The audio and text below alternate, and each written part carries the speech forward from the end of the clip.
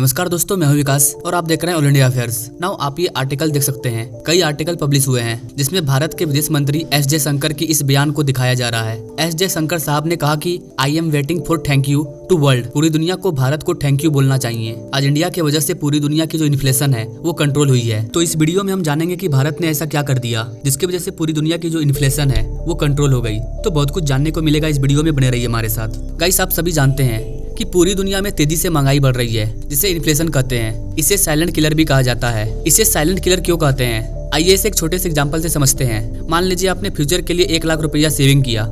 2 साल तक आपने कम खर्च किया और 1 लाख रुपया जमा किया ताकि आप कुछ खरीदें। मान लीजिए आपने एक सपना देखा कि मैं 1 लाख रुपये की बाइक खरीदूंगा और आपने 1 लाख रुपया जमा किया। लेकिन 2 साल बाद देश की जो महंगाई है वो और ज्यादा बढ़ गई। देश का जो इन्फ्लेशन है वो और ज्यादा हाई हो गया और आपने जिस बाइक के लिए 1 लाख रुपया जमा किया था, अब उस बाइक की दाम 2 लाख रुपया हो गई। तो आपने जो सेविंग किया वो बेकार हो गया। जिस बाइक का दाम अभी 1 लाख रुपया है, पहले उसका दाम 50,000 रुपया था, जिससे आप उस टाइम ही ले सकते थे। लेकिन आपने 1 लाख रुपया जमा किया ताकि आप अच्छी बाइक लो, और जिस बाइक को आप लेना चाहते हैं उसका दाम अब 2 लाख रुपया हो गया। अब अगर आप 2 लाख रुपया सेविंग करोगे तो 1 साल बाद उस बाइक का दाम 3 लाख हो जाएगा। और इसे ही इन्फ्लेशन कहते हैं कि किसी देश की जो महंगाई है वो कितनी ज्यादा बढ़ रही है। आप इस डाटा को देखकर आसानी से समझ सकते हैं। 1984 से पहले 1 लाख रुपया की जो वैल्यू थी वो 1 लाख रुपया थी अभी के हिसाब से। लेकिन उसी 1 लाख रुपये की वैल्यू 2021 के बाद मात्र 5100 रुपया हो गई है। तो आप एक अंदाजा लगा सकते हैं गाइस कि दिन प्रतिदिन महंगाई कितनी ज्यादा बढ़ती जा रही है। आप अपने ही पड़ोसी देश पाकिस्तान को ही देख लीजिए, वहाँ का जो इन्फ्लेशन है वो 30% से ज्यादा है। हमारे यहाँ जिस LPG गैस सिलेंडर का दाम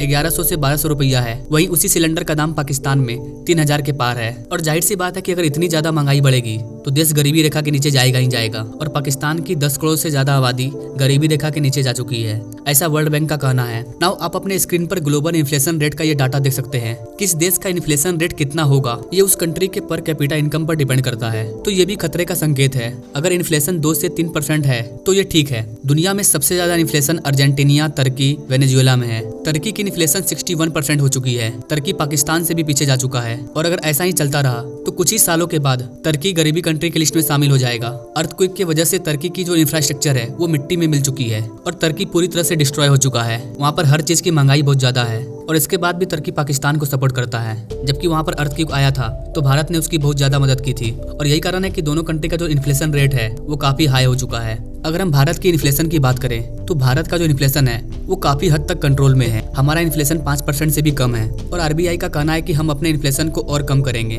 ताकि हमारी आबादी को इसका नुकसान ना हो। आप यूएस का इन्फ्लेशन देख सकते हैं। यूएस का इन्फ्लेशन 3.2% है, तो ये और भी अच्छा है। लेकिन कुछ देश ऐसे भी हैं जिनका इन्फ्लेशन माइनस में जा चुका है। चाइना, थाईलैंड, इन देशों का इन्फ्लेशन नेगेटिव हो चुका है। तो आप सोच रहे होंगे कि इन्फ्लेशन 0 से कम हो गया तो और अच्छा बात है ना। तो आपको बता देगा इसकी इन्फ्लेशन अगर 0 हो जाए तो ये खतरे की संकेत है। हम इसे इन्फ्लेशन नहीं डिफ्लेशन कहते हैं। कई अमेरिकन एक्सपर्ट्स का कहना है कि इन्फ्लेशन माइनस में जा रहा है। इसका मतलब है कि लोग चीजों को परचेज नहीं कर रहे हैं, मार्केट में कोई दम नहीं है और उस देश में जितनी भी बड़ी बड़ी कंपनी है उसकी इकोनॉमी धीरे धीरे कम हो रही है। आप अपने स्क्रीन पर फाइनेंशियल टाइम्स का ये आर्टिकल देख सकते हैं। चाइना की जो इकोनॉमी है वो डिफ्लेशन में जा चुकी है। मतलब साफ है गाइस कि इन्फ्लेशन अगर 1% से भी ज्यादा कम हो जाए तो आप समझ जाइए कि उस कंट्री का जो ग्रो है वो रुक रहा है धीरे धीरे। जिस कंट्री का इन्फ्लेशन 5% से नीचे है वो कंट्री ओके जोन में है। अगर इन्फ्लेशन रेट 2 से 3% के बीच में है तो ये और भी अच्छा है। अब आइए अपने मेन टॉपिक पर कि दुनिया भर में इस इन्फ्लेशन को लेकर के भारत का क्या कहना है। गाइस, हमारे विदेश मंत्री एस जयशंकर साहब ने कहा कि वर्ल्ड को भारत को थैंक यू कहना चाहिए, क्योंकि इंडिया अगर रसिया से ऑयल परचेज नहीं करता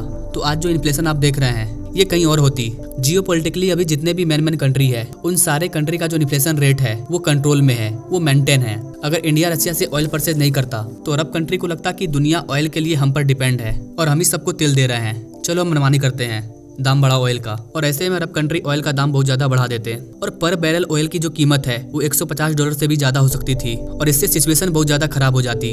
तेल का अगर प्राइस बढ़ता है तो पूरी दुनिया में डीजल और पेट्रोल का जो दाम है वो काफी हाई हो जाएगा।